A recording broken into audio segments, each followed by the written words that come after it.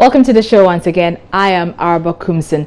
We're counting down to Election Day, and it's only 71 days to the D-Day. This is where you want to stay tuned in to, because Joy News is unarguably your election headquarters.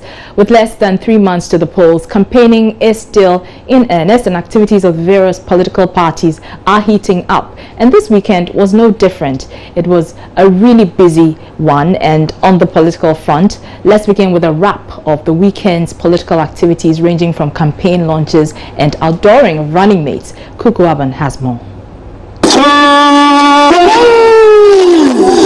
It was a busy political weekend in the Upper West, Bono Ahafo and Greater Accra regions. In the Upper West region, Majority Leader and Member of Parliament for Nadoli Kaleo, Alban Bagwin, launched a 7th-term bid for the legislature, rallying support for President Mahama to facilitate development. President Mahama has simply given us a tip of the iceberg. This is the time for the mighty, gigantic projects to now fall on our constituencies. To once again heavily endorse our presidency and myself for us to go and continue our goodness. However, the Chief of Staff, Julius Debra, ended his week-long campaign in the region, reminding Northerners. Now is the turn of President John Dramani Mahama, who is from the north, and we are being told that we should let him stay only 4 years so that we can bring somebody. I don't think this is fair, and so I'm using this occasion to urge you all to vote massively for your own brother. Because when I checked, the last time we had a president from the northern part of the country is 35 years ago. And so if we are not lucky and this opportunity slips by, who knows? Are we going to wait for another 35 years? No. In the Bono Ahafo region, the regional NDC defied the Atebubu Traditional Council's demand for the replacement of Atebubu MP Sanja Nanja and went ahead to launch campaigning in Atebubu. This in spite of a ban issued by the council on Mr. Sanja Nanja and his activities, a decision by the Atebubu Traditional Council due to accusations of disrespect by Mr. Sanja Nanja. Here in the Greater Accra region, Hassan Oyariga's All People's Congress, APC, outdoored an accountant, Emmanuel Kalbatels, as running mate for the 2016 elections. Let's stay on the campaign trail. And the New Patriotic Party's running mate for the 2016 polls, Dr. Mahamudu Bawumia, has accused the governing National Democratic Congress of stealing the country's money as he continues his campaign for the party to capture power from their main opponents. The NPP running mate has been addressing party members and sympathizers at Kaswa in the central region. At Nyanyano, he told the teeming crowd the party, if voted into power, would ensure the judicious use of the state's resources and creation of jobs for Ghanaians. Watch. Education fund. So also you pay 50 million the donation for Nyanyano Traditional Council Education Fund. Yedi ama omo muso me bae me papa mo akramofo mo de me ko me hwehwe omo asase a wo betsi hospital ayef kama pa so muso me meka ite mo say asase no mo munye ntua ne nyina de aka no muso me fa me ka no. So the banks, first, no, the other NPP personal banks, who chase him, and yes, sir, who chase him, and the financial sector, no, you CSC, no, now banks, no, who started, mamo, interest rate, no, above. So the new ideas, so Mumbwa, they are voting man and Adodankwa, Akufuado, they are voting Makojo as many, now on Parliament, now And that's MPP running mate Dr. Mahamudu Bawumia. Regional correspondent Richard Kojo-Nyako is traveling with the MPP running mates team. He joins us on the telephone for an update. Kojo, first of all, explain to us what Dr. Bawumia was saying there. Well, Dr. Bawumia has been telling the party supporters that they shouldn't vote for people who will come to steal their money, send the money to Burkina Faso and Dubai. He says that anyone who tells them that Ghana has no money is telling them lies, and their promises of $1 million per constituency is doable.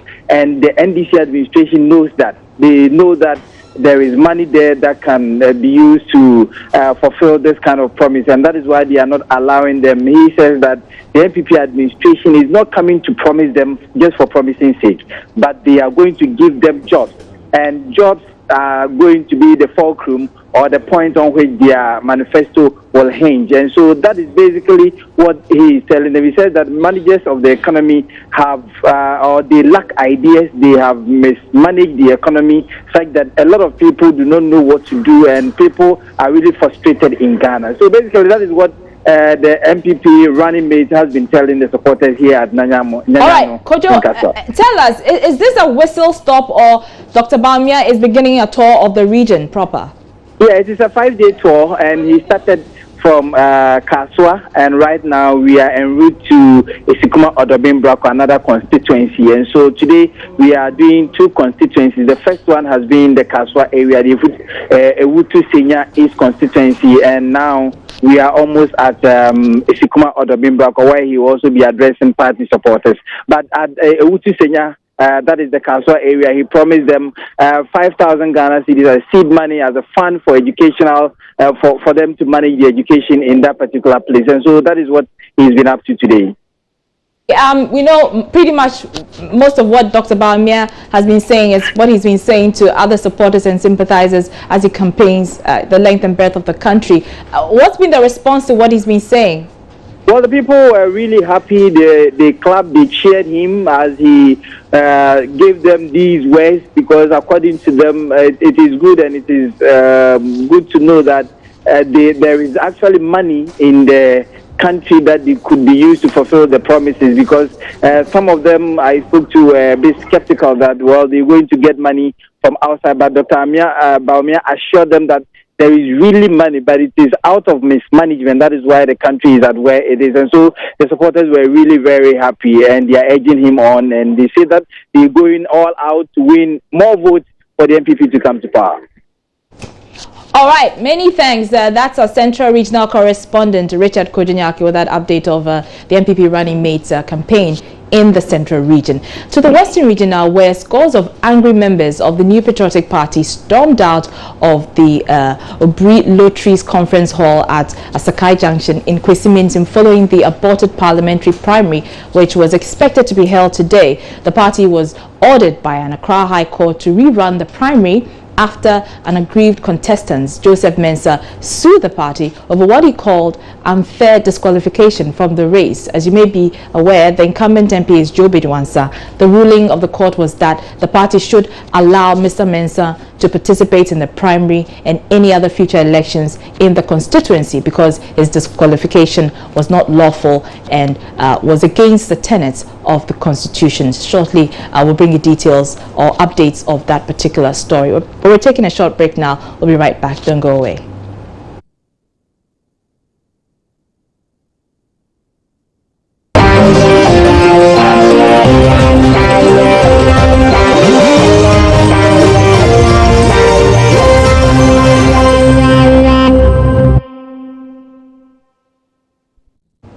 You're welcome back. Now let's turn our attention on the Electoral Commission's voter transfer exercise, which has been characterized by violence in some parts of the country, particularly in Suhum in the eastern region and Sankore and Kukum in the Bunohafu region. The 40-day exercise enters its final day today across the country. Essentially, what this exercise seeks to do is offer the opportunity for eligible voters who will not be physically present on December 7 to vote, to assign another person to cast a ballot on their behalf. Well, you will recall last week the commission shut down its offices in Suhum after thugs attacked it. Today, it has resumed the voter transfer application exercise there. Deputy Director of Communications at the EC, Yusuf Ayuba, tells Joy News the police has promised to protect their officials, hence the decision to continue the exercise. I spoke with the district electoral officer who told me that the disturbance happened on Thursday, and because people threatened them, they closed the office and asked for security and protection, and the police came. But Friday they couldn't continue with the transfer process. But as I speak to you, I've not spoken to him this morning, but after Friday he told me that the exercise will continue today. Can they carry out their duty when they know that they can be attacked any day?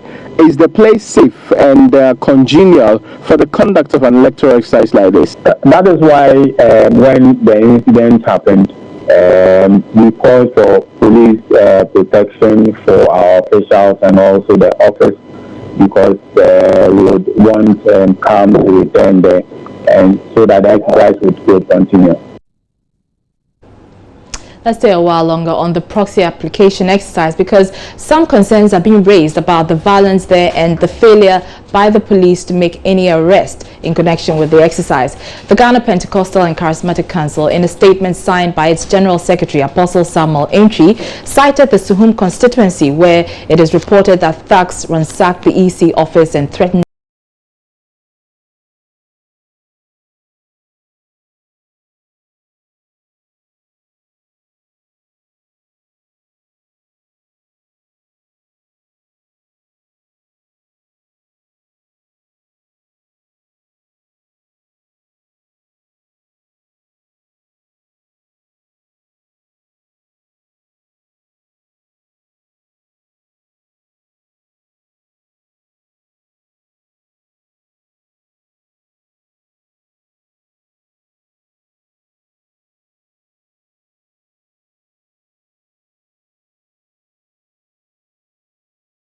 of their preparedness to ensure the safety of all citizens before and during and after the elections. It's of serious concern to us as a council. We call on the security agencies to live up to their word and give Ghanaians confidence that they will be able to give the citizens the protection needed to go about their normal activities. Their ability to act swiftly and professionally in arresting and prosecuting those involved, irrespective of their political affiliations, will help diffuse the tension that seems to be rising in the country. We further call on them to enforce strict discipline in the identified hotspots. And that's a statement signed by Apostle Sam Entry. He's General Secretary of the Ghana Pentecostal and Charismatic Churches. Now, speaking of security, one area which has seen quite a bit of violence over the last few days as the voter transfer exercise proceeds is the Kukum Abronomam electoral area in the Bono Ahafo region. Authorities there are warning of reprisals if the security agencies do not act immediately. Last week, some members of the National Democratic Congress and the opposition NPP were involved in violent clashes over the exercise. The police was then deployed to ensure calm returns to the town. But speaking to Joy News, Assembly member for the Kukum Abronomam in the Asonafo South constituency, Kobi Amo Amensa, stressed the need for urgent and unbiased protection by the security agencies to ensure lasting peace in the area. Well, I'm saying two things. I'm saying that it's either human error or if it's not human error, then then it's as if we are promoting terrorism. Yeah, because in the last, Asonafo South has always been a volatile place, one way or the other, politically. Okay, and in the last 2-3 months, there's been a lot of trouble visited upon the people of Kukum by thugs or vandals from Sankore. Okay. So in the last week, somebody's finger was cut. Apart from that, NPP party office was vandalized. NDC party was vandalized. The district assembly has been vandalized. The electoral commission offices have been vandalized to the extent that they have actually suspended the process of transfer of voters. So my question is that if all these things are happening right now, why is it that the EC, when it's coming out with a list of flashpoints, it's excluding Asonafo South? It's an error, human error. We are human. It's either a human error, one. However, if it's not a human error and they are aware of all these things and they still say that it's not a flashpoint, then it means that the EC is supporting existing terror of the people in my electoral area. But has your constituency been violent in the previous elections? Yes, it has. I mean, violence is not the first time. Yes. And so right now, what's the situation on the ground? And it's calm and tense. It's calm and tense. Yeah. I mean, the first thing is that we need the issue to answer the question of whether that's enough. So that is Assemblyman for the Kukuom Abronumam district in the Asonafo South constituency, Kobi Amoah-Mensah, clearly concerned about the security in the area and questioning why the area was not captured in the 81 flashpoints the EC released last week. Let's get on the line and speak to Deputy Head of Communications at the Electoral Commission, Yusuf Ayuba. Many thanks for your time. Good afternoon. Good afternoon. Now, you heard the Assemblyman. He says this area is well known for the violence, even in previous elections. How come it wasn't captured under the EC's list of flashpoints in the country? When it comes to classifying either a constituency or a polling station as a flashpoint, it will depend on the history of violence of the place.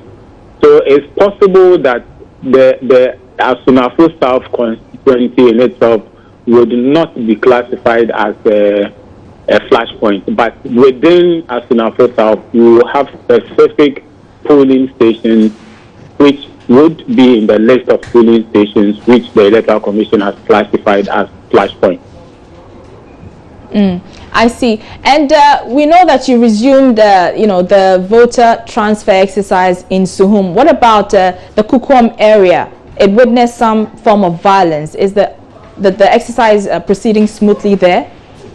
With the Kukuom incident, the system we use for the transfer, that is the voter management system, was damaged. The VSAT was also damaged. Until the commission replaces those equipment, the voter transfer exercise cannot continue. That is why we suspended the exercise in Kukuom.